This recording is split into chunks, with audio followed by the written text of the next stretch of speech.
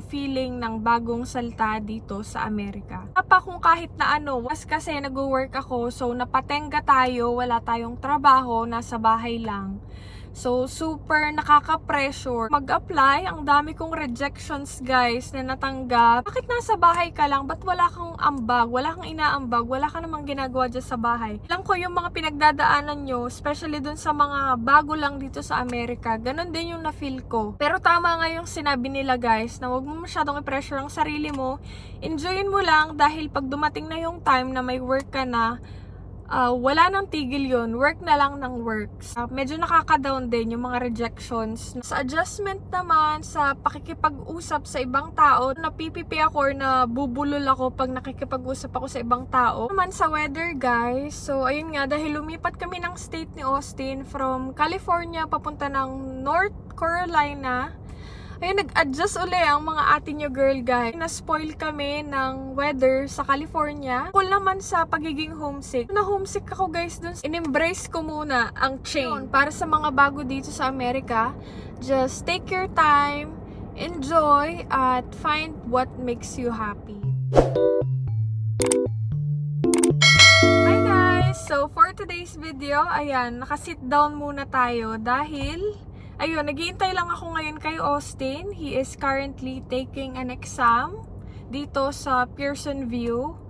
So, yun, kahapon pala, nag-take din siya ng exam and thankfully, nakapasa siya, guys. So, congratulations. So, magtatagal din ako dito. Reason naman kung ba't ako isinama din ni Austin dito is alis din kami pa. So, nasa Oklahoma kami ngayon at papunta kami ng Texas. Sabi niya, para daw diretso na, para hindi na niya ako daanan dun sa bahay ng kapatid niya. Dahil dun kami ngayon nagstay dahil nga nung exam ni Austin, he's been studying for 2 weeks now. So, yun, hopefully makapasa uli siya ngayon dahil medyo mahirap yung exam niya, guys. So, for today's video pala, dahil madami ding nanood nung last video ko last year regarding sa kung ano ba yung feeling ng bagong salta dito sa Amerika.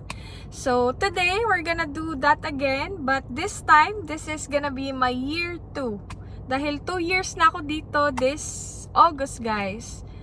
So, ayun, let's start. Kung ano bang mga changes sa buhay natin for the past 2 years.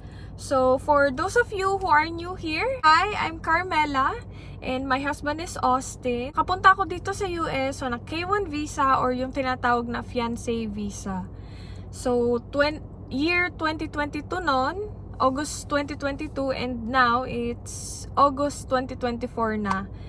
So, yun, super bilis talaga ng panahon, guys. Naalala ko last time na ginawa ko tong video na to regarding sa bagong salta sa Amerika. Wala pa akong kahit na ano, wala akong green card, wala pa akong green card, nagpa-process pa.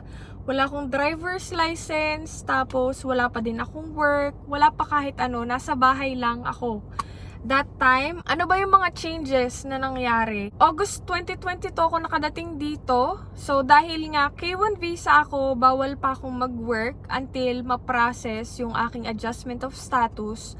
Para, ayun, magka-work permit ako at saka magka-green card. Tapos, nag-file din pala ako nung advance parole para just in case na kailanganin kong umalis ng bansa, ng Amerika, makakabalik pa din ako dahil nga nung advance parole. Nag-process ako nung aking adjustment of status October 2022.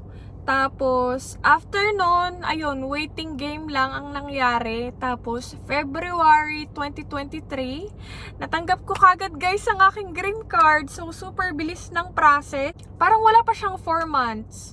Dahil nga na-process kagad yung aking green card, super excited ko noon dahil wala nga akong work noon. Nung sa Pinas kasi nag-work ako, so napatenga tayo, wala tayong trabaho, nasa bahay lang.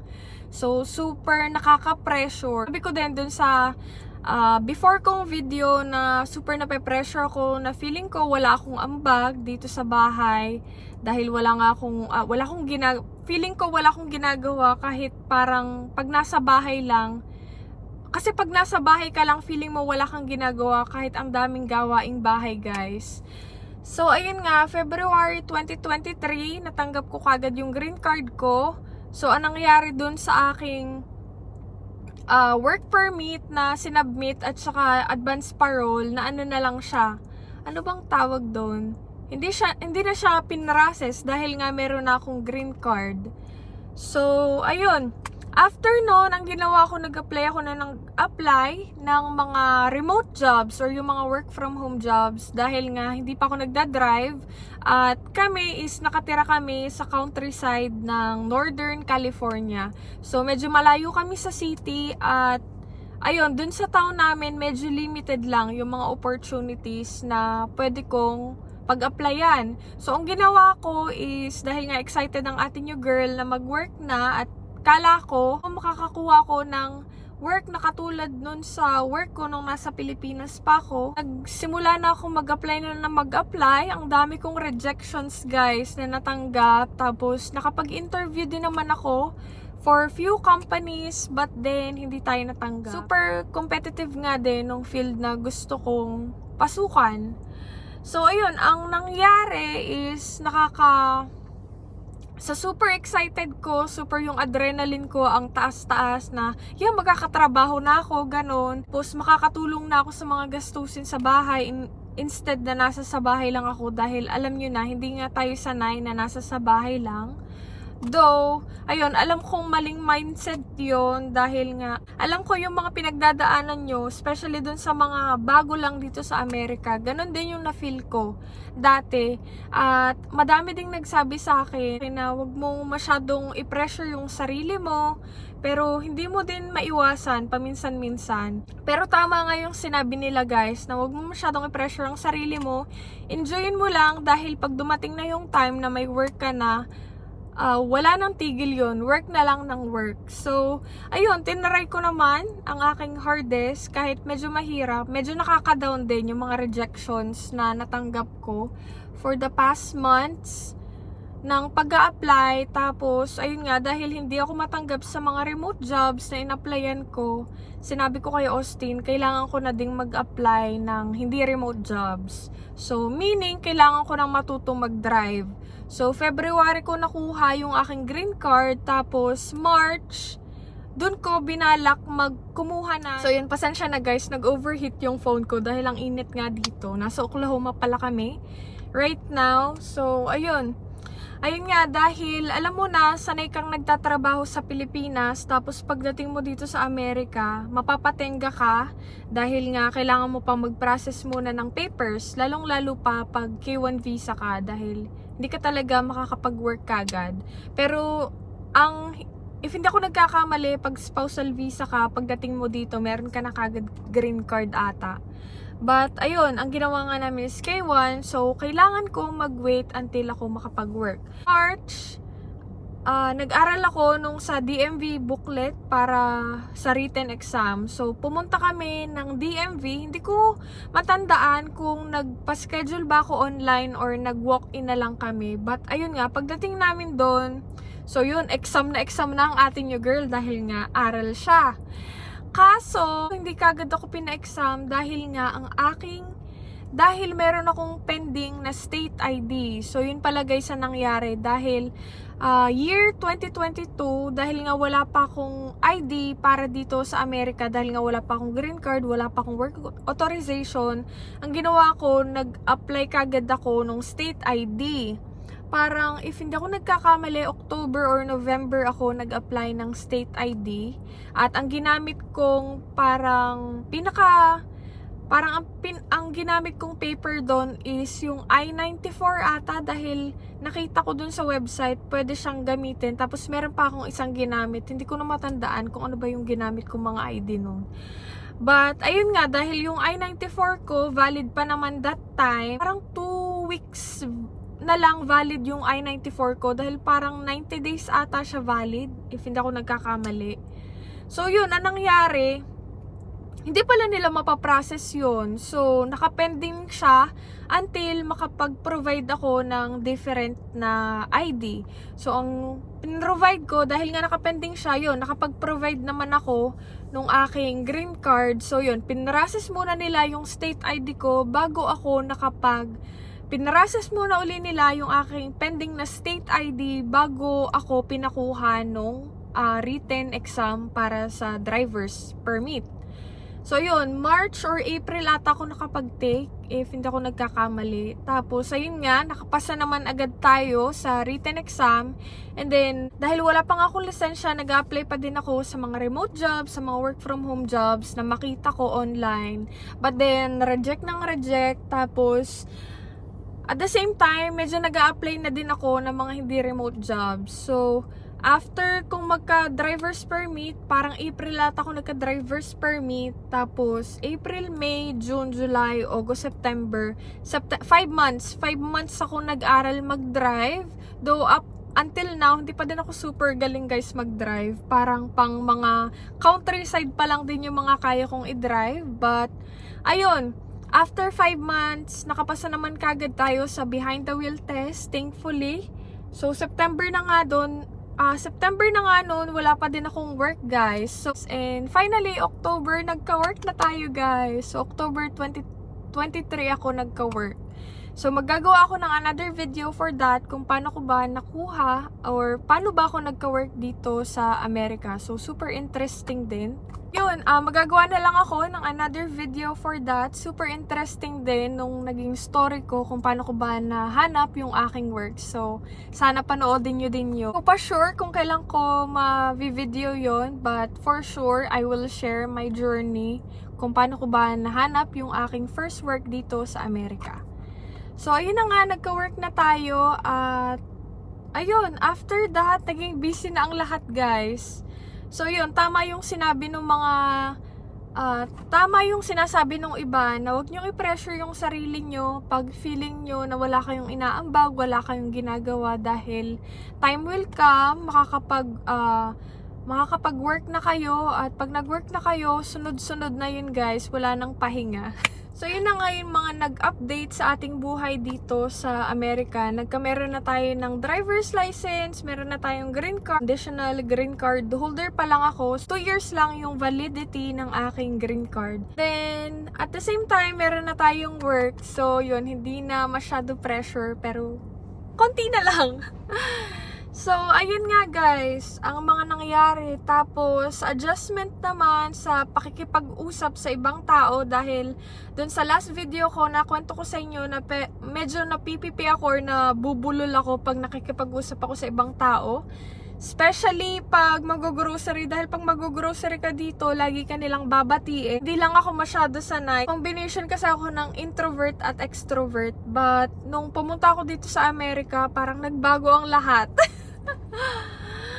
Parang naging introvert na ako. Tapos din nung sa work ko, medyo na-expose ako sa iba pang tao, iba-iba ng lahi. Dahil nga sa California, madami, super diverse guys. Yun din yung isa sa gusto ko sa California, medyo diverse. Doon, madaming iba't ibang lahi. Unlike sa ibang states na medyo, alam nyo na, mas karamihan talaga yung mga American. But sa California, ang dami kong mga nakilala, ang dami kong naging friends din. Ako lang ba na medyo mas confident ako mag-English pag alam ko na yung kausap ko is second language din yung English na language. Dahil pag American yung kausap ko, medyo nabubulol pa din ako.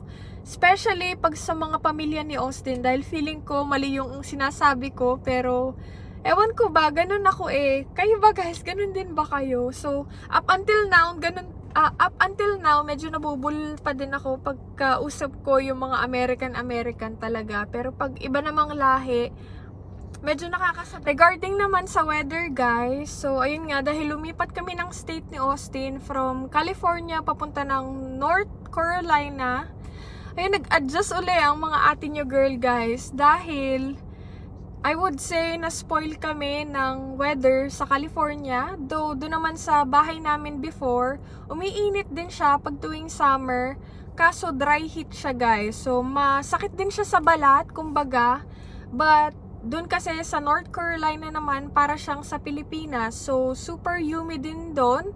At katulad din dito sa Oklahoma, super humid. So, sabi ni Austin, So, sabi ni Austin, kung papipiliin daw siya, if gusto niya yung dry heat or yung humidity, parang mas bet namin yung dry heat, guys. Super nagustuhan din namin dito sa Oklahoma. Hopefully, one day magka-opportunity dito si Austin dahil we wouldn't mind to move dito sa Oklahoma. Kaso, opportunity ang iniintay pa namin. Wala pang opportunity dito si Austin. Una kasing punta namin dito at nung pangalawa, parang alam nyo yun, parang okay lang kahit parang okay lang, pero ngayon mas nagustuhan ko yung Oklahoma. So, third time around charm, kumbaga. Cool naman sa pagiging homesick dahil nung last video, nasabi ko sa inyo na hindi ako masyado homesick, hindi kasi ako homesickin, guys. Pero dahil nga lumipat kami ng state, medyo na homesick ako, guys, dun sa North Carolina nung lumipat kami, parang ang lungkot-lungkot the past few months. The first few months na lumipat kami doon, parang ang lungkot-lungkot, parang nakaka-down, na minsan umiiyak ka na lang bigla. Kaso, ayun, siguro dahil na din sa work namin ni Austin, ako kasi, nag-night shift ako nung nasa sa North Carolina. Tapos si Austin naman, nag-work 6 days a week. So, minsan na lang namin makita yung isa't isa, parang 1 minute lang. Pagka-uwi ko ng bahay, so umaga na yon, aalis naman si Austin papunta ng work. Tapos minsan si Austin sa ibang hotel pa nag-i-stay. Feeling ko yun yung naka-apekto sa mga nakasubaybay sa amin, yung mga videos ko nung nasa North Carolina kami. Medyo na-late ko na siyang i-upload dahil wala nga din ako sa mood na mga mag-video or mag-film. Parang, ayun, in-embrace ko muna ang change. Tinake time ko lang yung pagbabalik ko sa YouTube uli dahil nga medyo nakaka-stress siya. Tapos, ayun, naapektuhan kami both ni Austin, mentally, physically, at emotionally, kumbaga. Feeling ko, isa din sa mga naging rason kung ba't ako na homesick is dahil nga, doon sa California, meron kaming bahay, tapos medyo malawak yung mga nalalakad ko, tapos meron kaming backyard, so, kasama din namin doon yung dalawa naming dogs. So, nung lumipat kami sa North Carolina, nag-hotel lang kami, guys. Sa hotel lang kami tumira dahil naman hindi namin sure magugustuhan ba namin sa North Carolina. So, ayaw naming matrap doon dahil nga bibili kagad kami ng bahay. Kaya, minake sure muna namin. Kumbaga, test the water muna bago kami mag-dip. So, ayun na nga, homesick tayo after 2 years natin dito sa Amerika. Pero nung mga pauna, hindi ako na-homesick. Advice na lang din sa mga bago dito sa Amerika, especially if K1 visa kayo, be gentle and nice to yourself. Dahil alam ko, especially dun sa mga sanay na nagtatrabaho sa Pilipinas, tapos pagdating dito sa Amerika, is mapapastay muna sa bahay. So, alam ko, medyo nakaka-pressure dahil feeling nyo wala kayong inaambag. But in reality, super laki ng tinutulong natin, guys, kahit nasa sa bahay lang tayo. Especially dun sa mga meron ng baby or meron ng anak. Malaki, guys, ang tinutulong nyo dahil mahal ang childcare dito, mahal magpa-daycare, ganon. Tapos iba din talaga pag yung magulang mismo yung nag-aalaga sa anak, diba? Nyo din siguro na yung sasabihin ng iba na, bakit ito, ganito, ganyan? Bakit hindi tumutulong? Bakit hindi nagtatrabaho? Pero in reality, hindi nila alam yung sitwasyon natin, hindi nila alam yung mga nangyayari sa ating buhay. Yun na lang masyadong pansinin kahit medyo mahirap. Just focus on yourself, focus on your life. Kumbaga, mind your own business. Hindi natin maiiwasan na merong masasabi yung ibang tao, and that's completely fine dahil opinion nila yun. Tama yung sinabi ng iba na i-enjoy nyo lang dahil time will come na magkaka-work din kayo or mabibusy din kayo. Kaya din ako nakapag-YouTube, guys. After ko sa mga gawaing bahay, ayun, naghanap ako ng mga magagawa ko dahil ako naman, mahilig talaga ako, guys, mag-video-video. Kaso, hindi ako nag-video ng sarili ko na ganito, na hindi ako nagtotok sa mga video ko. More on, nag-video lang ako ng mga scenery, ng mga pinupuntahan namin. Tapos, nag-video din ako. Mahilig din ako mag-video or mag-picture ng mga food. So, ayun, naisip ko na why not mag-YouTube na lang dahil libre lang naman to. Tapos, at the same time, parang ano na din siya, magiging diary din siya.